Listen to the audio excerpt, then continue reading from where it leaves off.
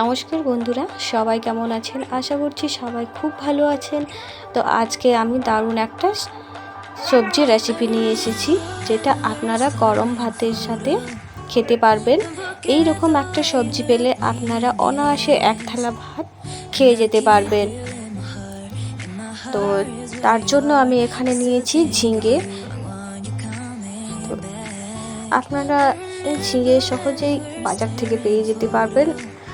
আর এগুলোকে আমি প্রথমে ভালো করে ছুলে নেব আর এগুলোকে টেস্ট করে নেব।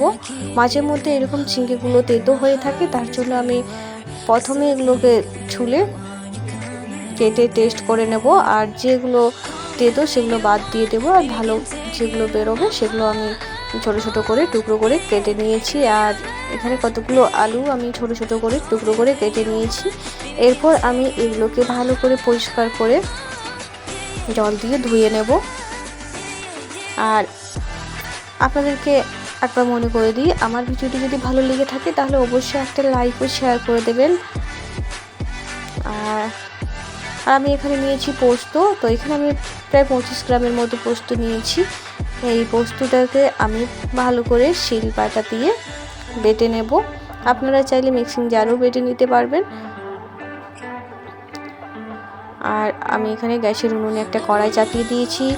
কড়াইটা বেশ ভালো করে গরম হয়ে এলে তাতে আমি দিয়ে দেব কিছুটা পরিমাণ সর্ষের তেল। আর এখানে প্রথমে আমি নিয়েছি চিংড়ি মাছ। এই চিংড়ি মাছগুলোকে আমি প্রথমে ভেজে তুলে নেব।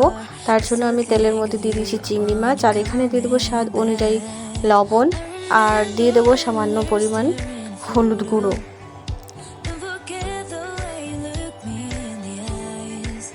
লবণ আর হলুদ গুঁড়ো দিয়ে আমি ভালো করে নাড়াচাড়া করে এগুলোকে আমি ভালো করে ভেজে নেব।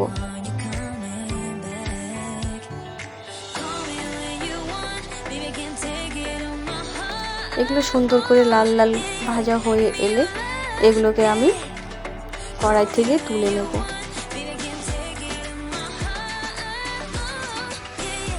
এগুলো ভাজা হয়ে গেছে আমার। এগুলোকে আমি একটা পাত্রে সবগুলো তুলে রেখে দেবো।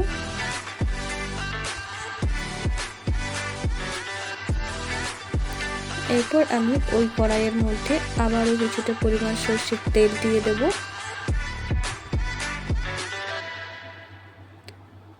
আর ফোড়নে দিয়ে দেব আমি কালো জিরে।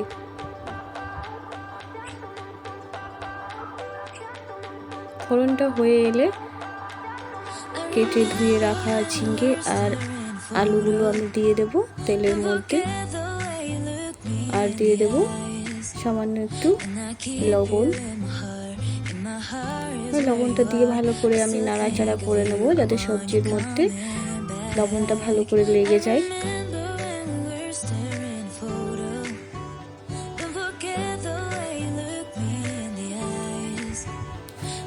আর আমি গ্যাসের উনুনটা লো করে আমি একটা ঢাকা দিয়ে এটা রেখে দেবো কিছুক্ষণ পর্যন্ত। কিছুক্ষণ পরে আমি ঢাকাটা তুলে দেখে নেব। এই দেখুন, আমার ঝিঙে থেকে জল বেরিয়ে এসেছে। আর এই জলটাতেই আমার ঝিঙে আর আলুগুলো সব সিদ্ধ হয়ে যাবে। তাই জন্য আমি আবারও কিছুক্ষণ ঢাকাটা দিয়ে রেখে দেব।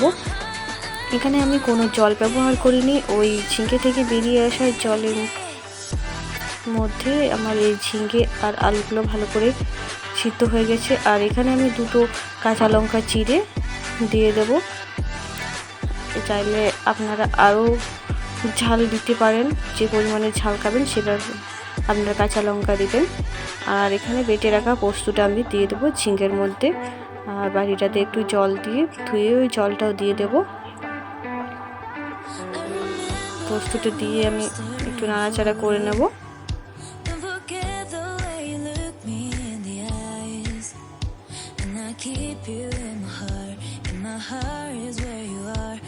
আর ভিজিয়ে রাখা চিংড়ি মাছগুলো আমি এরপর দিয়ে দেব এই পোস্তর মধ্যে। আর আপনাদের অনুরোধ, আমার ভিডিওটি ভালো লেগে থাকলে অবশ্যই একটা সাবস্ক্রাইব করে দেবেন আরও নতুন নতুন ভিডিও পাওয়ার জন্য। এই দেখুন, এরপর আমি ওপর থেকে দিয়ে দেব সামান্য একটু কাঁচা সর্ষের তেল। এরপর তেলটা দিয়ে আমি ভালো করে নাড়াচাড়া করে নেব। আর জলটা শুকিয়ে এলে এটা আমি নামিয়ে নেব।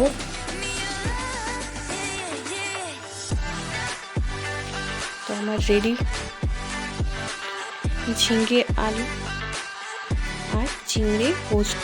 এটা আপনারা গরম ভাতের সাথে পরিবেশন করতে পারবেন। তো নমস্কার, সবাই ভালো থাকবেন।